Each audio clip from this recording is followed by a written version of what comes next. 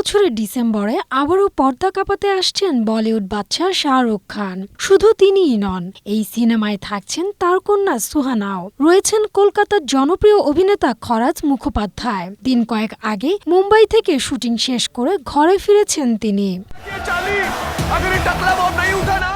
এরপরই ভারতীয় গণমাধ্যমে শাহরুখ খানের সঙ্গে কাজের অভিজ্ঞতা শেয়ার করেছেন খরাজ। তিনি বলেন, শাহরুখ খান দারুণ মানুষ, তার সঙ্গে কাজের অভিজ্ঞতা অসাধারণ। কাজ ছাড়া তিনি কিছুই বোঝেন না। যতক্ষণ সেটে থাকেন অন্য কোনো বিষয় নিয়ে আলোচনাও করেন না, এমনকি জোরে কথাও বলেন না। তাই অন্যরাও একেবারে চুপ করে কাজ করে যান। স্ট্রবেরি সুপার ডটেড ও ক্লাসিক ভ্যারিয়েন্ট সেন্সেশন জাগুক শিহরণ। আইসক্রিমের তবু কাঠি পড়ে থাকে, কিন্তু আমি যে ক্রাইমগুলো করি সেগুলোর কোনো প্রমাণ রাখি না। এদিকে কিং দিয়ে আবারও পর্দায় ফিরছেন শাহরুখ কন্যা সুহানা। বাবা মেয়ের সম্পর্কের সমীকরণ কেমন দেখলেন খরাজ জানতে চাইলে অভিনেতা বলেন, দুজনের সম্পর্ক দারুণ। সিনেমায় সুহানার পারফেক্ট অভিনয়ের জন্য পুরোটাই গাইড করছেন বাবা শাহরুখ।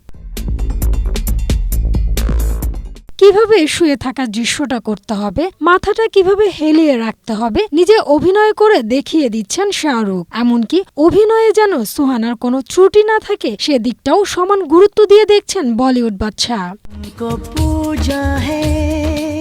সিনেমায় নিজের চরিত্র নিয়ে কিছু খোলাসা করেননি খরাজ, তবে বাদশার সেটে দারুণ অভিজ্ঞতা নিয়ে ফিরেছেন তিনি।